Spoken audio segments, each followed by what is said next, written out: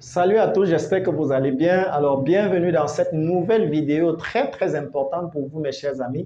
C'est une vidéo qui va vous aider à réussir votre permis de conduire, votre examen de permis de conduire, surtout à l'épreuve pratique. Alors, vous savez que pour réussir l'épreuve pratique, il faut d'abord commencer par l'épreuve théorique, n'est-ce pas? Alors, l'épreuve théorique, d'abord, c'est la maîtrise du code de la route et avec les différentes signalisations qui existent, le comportement qu'un usager doit avoir en route. Vous devez d'abord maîtriser ça avant, pour réussir l'épreuve théorique, avant d'aller faire l'épreuve pratique. Alors maintenant, la vidéo s'y concerne beaucoup plus l'épreuve pratique, mes chers amis. Si vous suivez cette vidéo jusqu'à la fin, je vous assure, vous n'allez pas échouer, vous ratez votre examen, votre épreuve pratique de l'examen de permis de conduire. Très important. Alors, nous allons situer ça en trois grands points. Cette maîtrise, ces secrets en trois grands points. On commence d'abord par la connaissance du véhicule. Alors, cette connaissance du véhicule va se passer par les vérifications externes et les vérifications internes. Alors, le deuxième point concerne ce que vous devez faire une fois que vous êtes à l'intérieur de la voiture, c'est-à-dire la maîtrise de vos organes de commande. Vous devez maîtriser par cœur les organes de commande. Et en troisième position, vous devez maîtriser les règles de la circulation avec les différents types de stationnement. Les règles de circulation avec les différents types de stationnement. Voilà les trois grands points. Et ce dernier point, le troisième point, les règles de la circulation avec les différents types de stationnement, c'est un point très important que vous ne devez pas rater. Mes chers amis, donc ne ratez pas cette vidéo, ne zappez pas la vidéo. Suivez la vidéo jusqu'à la fin pour ne rien rater. Alors, nous revenons au niveau de la connaissance du véhicule. Mes chers amis, quand vous avez un véhicule ou quand vous vous préparez à aller à l'examen, présenter un examen de permis de conduire, surtout au niveau de la phase pratique, vous devez avoir toutes ces connaissances dans votre tête. Vous devez maîtriser toutes ces connaissances. Alors, qu'est-ce qu'il faut faire chaque fois si j'ai un véhicule à la maison? Le matin, quand je me réveille, la première chose à contrôler, c'est quoi? Je vérifie d'abord mes pièces personnelles. Est-ce que mes pièces personnelles sont à jour? Les pièces personnelles, il s'agit de quoi? De la carte nationale d'identité qui est à jour et du permis le permis de conduire, votre permis de conduire, si c'est à jour et si ça correspond à la catégorie de la voiture que vous possédez, de l'engin que vous possédez. Vous devez également avoir vérifié cela. Vérifier et prendre votre lettre de mission si vous êtes un fonctionnaire en déplacement. Alors, donc on a les pièces personnelles et puis vous devez vous rassurer que vous avez pris les dossiers de votre véhicule. Les dossiers de véhicule. Vous revenez maintenant à l'extérieur si vous avez un véhicule de permis, un véhicule garé à l'extérieur. Vous devez maîtriser quoi? Il y a un entretien que vous devez faire chaque matin avant de sortir avec le véhicule. Alors l'entretien là se passe sur 5 étapes.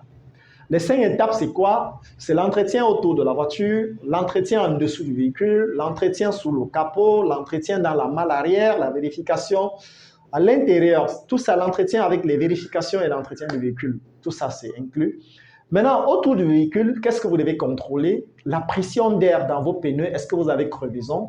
Deuxième chose, vous devez contrôler l'éclairage de votre véhicule. Les phares, oui, est-ce que vos phares fonctionnent? Est-ce que les clignotants fonctionnent? Que ce soit à l'avant ou à l'arrière de votre véhicule.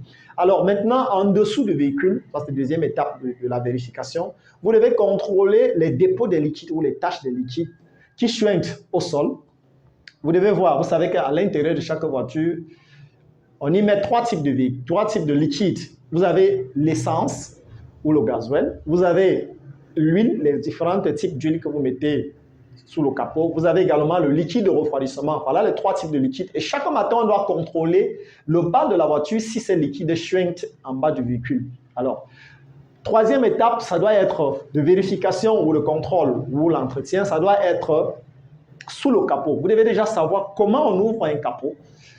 Savoir on part d'abord débloquer le capot à l'intérieur de la voiture avant de venir ouvrir devant, à l'extérieur du véhicule. Et lorsque vous soulevez le capot, mes chers amis, vous devez commencer par jauger l'huile moteur. Vous devez savoir comment on jauge l'huile moteur, le niveau d'une moteur, le niveau exact. Est-ce qu'il y a insuffisance? Est-ce que la quantité d'huile dans le moteur est normale? Vous devez maîtriser comment est-ce qu'on jauge l'huile de direction, où se trouve la boîte d'huile de direction, savoir comment on jauge l'huile de frein, où se trouve la boîte d'huile de frein, la boîte d'huile d'embrayage et le niveau d'huile d'embrayage.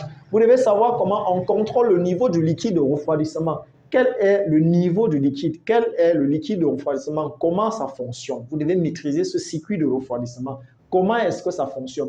Vous devez contrôler le niveau d'eau de lave-glace. Vous devez contrôler la batterie, vous devez contrôler, maîtriser les courroies de distribution, les courroies d'alternateur de direction. Vous devez maîtriser également les boîtes à fusibles qui se trouvent sous le capot. Vous devez maîtriser, avoir une certaine maîtrise sur les différents types de filtres ou des pompes qui se trouvent sous le capot. Comment ça fonctionne? Alors, mes chers amis, voilà sous le capot quelques éléments comme ça que vous devez maîtriser avant de vous présenter à un examen, à une épreuve pratique de l'examen de permis de conduire. Alors, une fois terminé sous le capot, vous devez revenir maintenant dans la malle arrière. Lorsqu'on vous posera également une question dans la malle arrière ou lorsque le membre du jury soulèvera également la malle arrière, vous devez savoir parfaitement les questions qu'il peut vous poser dans la malle arrière. Savoir que dans la malle arrière, on peut avoir la roue de secours, on doit avoir les 2 triangles de présignalisation,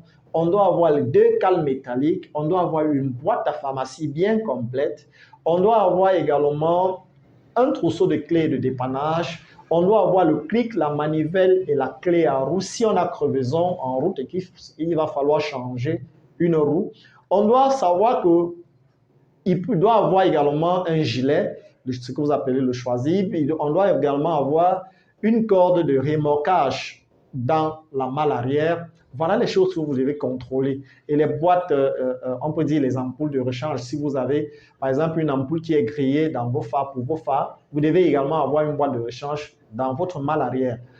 Et en revenant maintenant au niveau de l'habitacle, vous devez avoir à l'intérieur de la voiture, mes chers amis, ça c'est la vérification interne que nous allons utiliser pour introduire également le deuxième point, à savoir la maîtrise interne de votre véhicule, les organes de commande. On commence d'abord par les voyants à l'intérieur de la voiture. Vous devez maîtriser les différents types de voyants qui doivent apparaître, qui peuvent apparaître au tableau de bord lorsqu'on est en train de conduire. Vous devez savoir la signification des voyants rouges, la signification des voyants orange ou jaune, la signification des voyants verts et la signification des voyants bleus présents dans votre tableau de bord. Vous devez maîtriser également les indications, que ce soit l'indication qui donne la température du moteur, l'indication du tachymètre, de la vitesse, un indicateur de vitesse, comment ça fonctionne, et le niveau du carburant qui se trouve dans le tableau de bord. Vous devez maîtriser également cela. Et puis maintenant, on revient sur la maîtrise des organes de commande qui sont tout autour de vous. Voilà également le deuxième point très important, mes chers amis, que vous devez maîtriser par cœur pour affronter votre épreuve pratique de permis de conduire. Alors, lorsqu'un membre de jury est assis à l'intérieur de votre véhicule, ou 2 membres ou les inspecteurs qui sont assis dans votre véhicule, ils veulent vous voir maîtriser ou appliquer parfaitement ou utiliser parfaitement ces organes de commande. Vous commencez d'abord par régler votre siège lorsque vous entrez dans un véhicule. Après le siège, vous devez régler les rétroviseurs et après les rétroviseurs, vous attachez votre ceinture de sécurité. Vous devez avoir une maîtrise parfaite des pédales, à savoir la pédale d'embrayage. Avec quel pied on manipule la pédale d'embrayage et à quel moment on manipule la pédale d'embrayage, quel est le rôle de la pédale d'embrayage. Vous devez maîtriser parfaitement la pédale de frein. Avec quel pied on manipule la pédale de frein, à quel moment on utilise la pédale de frein. Vous devez maîtriser parfaitement la pédale d'accélérateur. Avec quel pied vous manipulez la pédale d'accélérateur et à quel moment vous utilisez l'accélérateur. Vous devez maîtriser parfaitement le levier de vitesse qui se trouve à votre droite, mes chers amis. Savoir déjà, comment est-ce qu'on enclenche une vitesse. Que ce soit la première, la deuxième, la troisième vitesse, la quatrième ou la marche arrière, vous devez savoir, avec les yeux fermés, comment est-ce qu'on enclenche ces vitesses. Et deuxièmement, vous devez savoir à quel moment est-ce qu'on utilise quelle vitesse. Comment est-ce qu'on peut passer, à quel moment on passe la première vitesse, à quel moment on passe la deuxième vitesse. Vous devez maîtriser ça. Maîtrisez votre frein à main. On baisse le frein à main quand on veut partir et on tire le frein à main lorsqu'on s'est arrêté.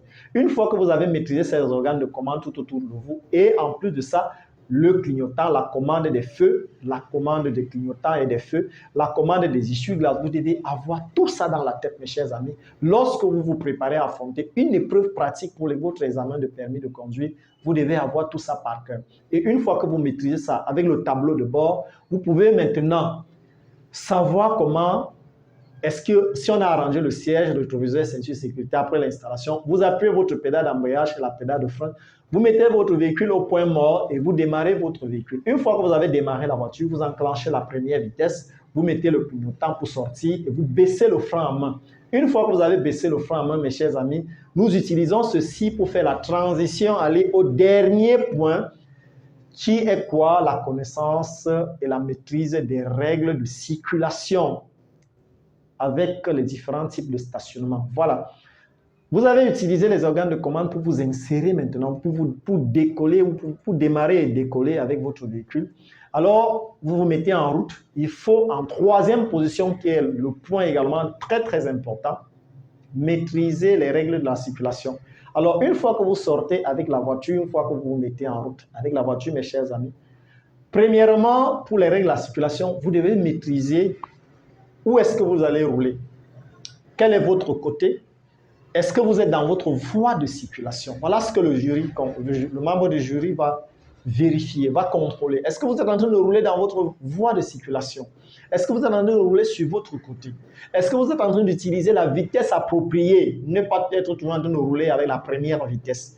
Lorsqu'on a décollé avec la première vitesse, on doit aller mettre la deuxième vitesse, ainsi de suite la troisième vitesse, et rouler maintenant à une vitesse constante. Ne pas trop accélérer le véhicule. Maîtriser comment freiner le véhicule. Si le membre de jury ou monsieur l'inspecteur vous demande de vous arrêter, vous ne devez pas oublier d'abord de mettre votre clignotant pour signaler l'arrêt. Serrez beaucoup plus à votre droite et commencez à freiner et appuyer la pédale d'embrayage à fond pour ne pas caler votre moteur et vous arrêter très simplement. Et si le membre de jury vous demande de ressortir avec votre véhicule, n'oubliez pas de changer votre clignotant, de mettre le clignotant gauche et de venir rétrograder la voiture, remettre la première vitesse et chercher à décoller et ressortir en contrôlant dans vos rétroviseurs surtout si un usager n'est pas en train de venir. Et vous devez savoir que quand on sort du parking, on n'est pas prioritaire. Mes chers amis, vous devez connaître ça. Et une fois que vous êtes en route, vous devez maîtriser comment est-ce qu'on doit aborder une intersection. Oui, c'est très important. Aborder un obstacle, je vais d'abord commencer par dire aborder un obstacle. Et maintenant, je vais prendre un exemple d'obstacle, une intersection. Alors, lorsque vous êtes en train de rouler et que devant vous, à 100 mètres, il y a une intersection, quelle est la réaction que vous devez adopter devant le membre du jury pour réussir votre épreuve pratique et pour mieux aborder votre intersection qui est devant vous? D'abord, la réaction, votre réaction, la réaction du chauffeur ou de l'élève, du candidat, vous devez commencer par ralentir, réduire votre vitesse. Deuxièmement, vous devez rétrograder votre véhicule. Ça veut dire que si vous étiez en troisième vitesse, vous revenez en deuxième vitesse ou en première vitesse. Deuxième chose, vous devez commencer par avertir votre approche. Si les autres voies de circulation ou les autres routes qui arrivent au niveau de l'intersection ne sont pas trop visibles, vous devez donc signaler, vous devez donc avertir votre approche à l'aide des klaxons ou des jeux de phare si c'est la nuit. Vous devez être à mesure d'expliquer aux membres du jury cela. Et puis vous avertissez également votre approche. Et en plus, vous signalez votre intention.